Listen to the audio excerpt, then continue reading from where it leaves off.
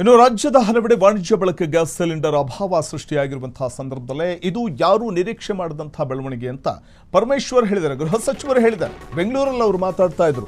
ರಾಜ್ಯದ ಹಲವೆಡೆ ವಾಣಿಜ್ಯ ಬಳಕೆ ಗ್ಯಾಸ್ ಸಿಲಿಂಡರ್ ಅಭಾವ ತಲೆದೋರಿದೆ. ಕಾಳಸಂತೆಯಲ್ಲಂತೂ ವಾಣಿಜ್ಯ ಸಿಲಿಂಡರ್ 4,000 ರೂಪಾಯಿ ಬಿಕರಿ ಆಗ್ತಾ ಇದೆ.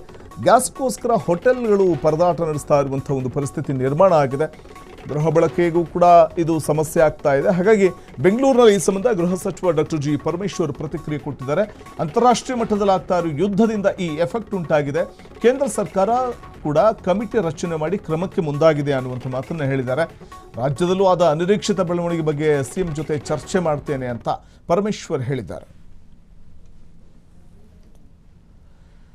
ಯಾಕಂದರೆ ಗ್ಯಾಸ್ ಅಭಾವ ಯಾವ ಪರಿಯಾಗಿ ಕಾಡ್ತಾ ಇದೆ ಅನ್ನುವಂಥದ್ದು ನಾವು ನೋಡ್ತಾ ಇದ್ವಿ. ರೆಸ್ಟೋರೆಂಟ್ಗಳಿರಬಹುದು, ಹೋಟೆಲ್ಗಳಿರಬಹುದು, ಪಿ ಜಿಗಳಿರಬಹುದು, ಅಥವಾ ದಿನಬಳಕೆಗೆ ಅಂತ ನಾವು ರಸ್ತೆ ಬದಿಯಲ್ಲಿ ನೋಡ್ತೇವೆ ಅಡುಗೆ ಮಾಡುವಂಥವರು ಕೂಡ ಸಿಲಿಂಡರ್ ಬಳಕೆ ಮಾಡ್ತಿರ್ತಾರೆ. ಅಂಥವ್ರಿಗೂ ಕೂಡ ಈಗ ಕಷ್ಟದ ಪರಿಸ್ಥಿತಿ ನಿರ್ಮಾಣ ಆಗಿದೆ.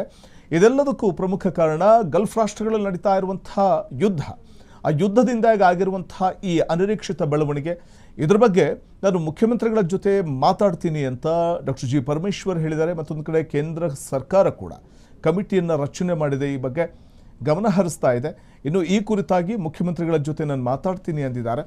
ಸಂಬಂಧಪಟ್ಟವ್ರ ಜೊತೆ ಮುಖ್ಯ ಕಾರ್ಯದರ್ಶಿ ಕೂಡ ಮಾತಾಡ್ತಾರೆ. ಸರ್ಕಾರದ ಮುಖ್ಯ ಕಾರ್ಯದರ್ಶಿ ಶಾಲಿನಿ ಅವರು ಕೂಡ ಮಾತಾಡ್ತಾರೆ ಈ ಬಗ್ಗೆ ಅಂತ ಹೇಳಿದ್ದಾರೆ ಪರಮೇಶ್ವರ್ ಅವರು. ಸದನದಲ್ಲಿ ಚರ್ಚೆ ಮಾಡಿ ಕೇಂದ್ರಕ್ಕೆ ತಿಳಿಸೋ ಕೆಲಸವನ್ನು ನಾವು ಮಾಡಬಹುದು ಅಂತ ಬೆಂಗಳೂರಲ್ಲಿ ಗೃಹ ಸಚಿವ ಡಾಕ್ಟರ್ ಜಿ ಪರಮೇಶ್ವರ್ ಹೇಳಿಕೆ ಕೊಟ್ಟಿದ್ದಾರೆ. ಕ್ಷಣ ಕ್ಷಣದ ಸುದ್ದಿಗಳಿಗಾಗಿ ಫ್ರೀಡಂ ಟಿವಿ ಸಬ್ಸ್ಕ್ರೈಬ್ ಮಾಡಿ, ಲೈಕ್ ಮಾಡಿ ಹಾಗೂ ಫಾಲೋ ಮಾಡಿ. ಹೊಸ ಸುದ್ದಿಗಳ ನೋಟಿಫಿಕೇಶನ್ಗಾಗಿ ಬೆಲ್ ಐಕಾನ್ ಮೇಲೆ ಕ್ಲಿಕ್ ಮಾಡಿ.